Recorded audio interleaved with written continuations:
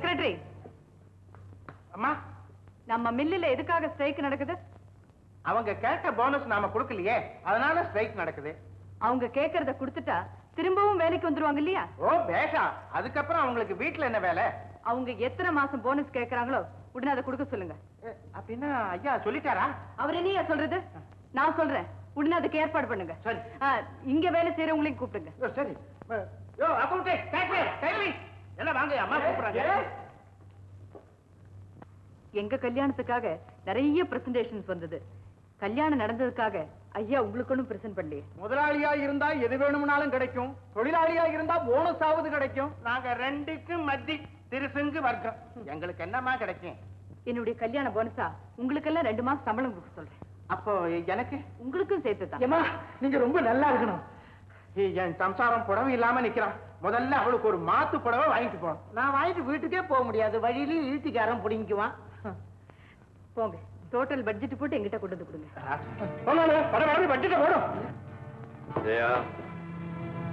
என்ன இது? நான் அணு அணுவா சேர்த்த பணம். என்ன கேட்காம அள்ளி இறைக்காத. நானும் அணுவணுவா தான் செலவழிக்கிறேன்.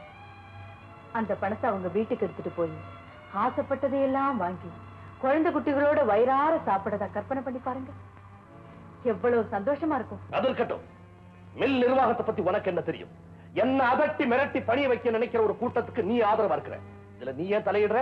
உனக்கு என்ன உரிமை இருக்கு? எனக்கும் உரிமை இருக்கு. எந்திரங்களை பத்தி எனக்கு தெரியலனாலும் சும்மா கிடந்தா அது துருப்பிடிச்சு போயிடும்னு தெரியும். ஏழைங்களுடைய கஷ்ட நஷ்டங்களை பத்தி உங்களுக்கு தான் தெரியாது, எனக்கு நல்லாவே தெரியும்.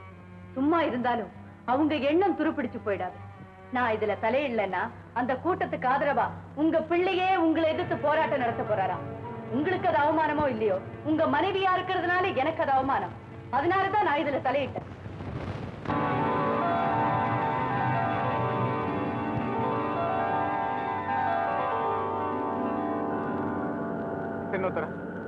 நாங்க உங்களுக்கு ரொம்ப நன்றி சொல்ல கடமைப்பட்டிருக்கிறோம்.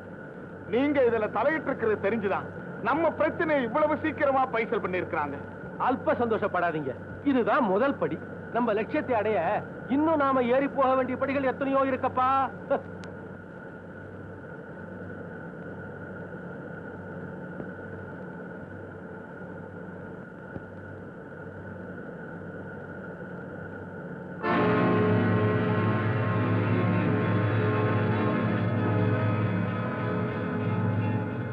சின்னதுரை எங்க அங்க வந்தா?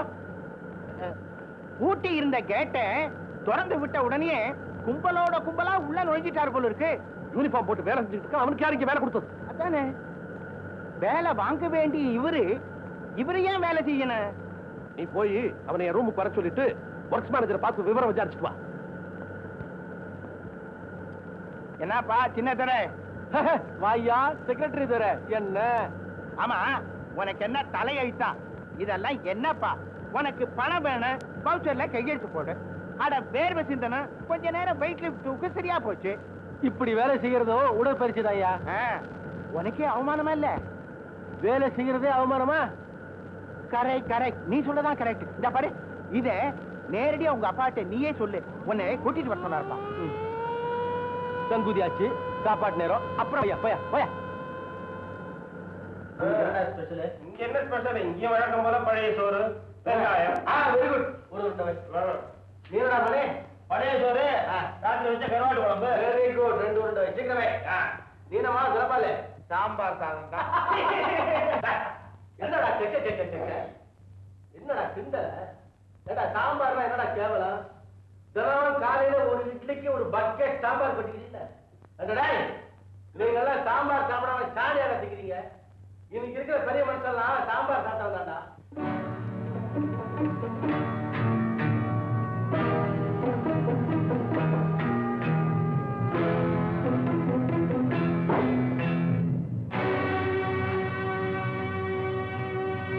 ஏண்டா இங்க வந்த? வர சொன்னீங்க வந்தேன். நான் அதை கேட்கல. என் வாரிசே இல்லைன்னு ரோஷத்தோட சொல்லிட்டு வீட்டு கேட்ட தாண்டி போனவன் இப்ப என் மில்லு கேட்டு கூட நுழைஞ்சேன். உங்க வாரிசுன்னு உரிமை கொண்டாடிக்கிட்டு நான் இங்க வரல. ஒரு லேபர்ங்கிற முறையில கூலிக்கு வேலை செய்ய வந்தேன். என் உறவு கசக்கும் போது காசு மட்டும் இனிக்குதோ, கூலிக்கு மாரடிக்கிறதுக்கு வேற இடத்துக்கு போறதானே? எனக்கு வேலையே இங்கதான் இருக்கு. அது மாரடிக்கிற வேலை இல்லை. மானத்தோட உங்க முன்னால மாறுதட்டி நின்னு உங்க ஆணவத்தை முறியடிக்கிற வேலை. ஏய், எனக்கு புள்ள வேணும் நான் நினைச்சு நீ பிறந்தவன்டா. எனக்கு பூச்சி காட்டுறியா நீ? மரியாதையா சொல்றேன், ஒரே நிமிஷத்துல இந்த மில் காம்பவுண்ட் விட்டு நீ வெளியே போகணும், இல்ல போக வைப்பேன். நீங்க பூச்சி காட்டாதீங்க. வேலையை வாங்கிட்டு வெளியே விரட்டுறதுக்கு நான் ஒண்ணு நிற கூலி இல்ல, நிரந்தர கூலி. உங்க செல்வாக்கு என்கிட்ட செல்லாது. ஏன் உத்தரவு இல்லாம உன்னை இங்க வேலைக்கு வைக்க யாருக்குமே அதிகாரம் கிடையாது. அந்த அதிகாரம் இப்போ உங்க கையில இல்ல, நீங்களே இன்னொருத்தர் கையில. இல்லடா, என் கை மீறி போயிட்ட உன் மேல கருணை காட்டக்கூடாதுன்னு சொல்ற அதிகாரம் இன்னும் என் கையில தாண்டா இருக்கு. இந்த ரெஜிஸ்டர்ல இருந்து உன் பேரை என் கையால அடிச்சுட்டா அதை யாராலையும் திருத்தி எழுத முடியாது. அடிச்சுதான் பாருங்க. இது என்ன பள்ளிக்கூடமா? பேர அடிச்சிருவேன்னு பயமுறுத்து.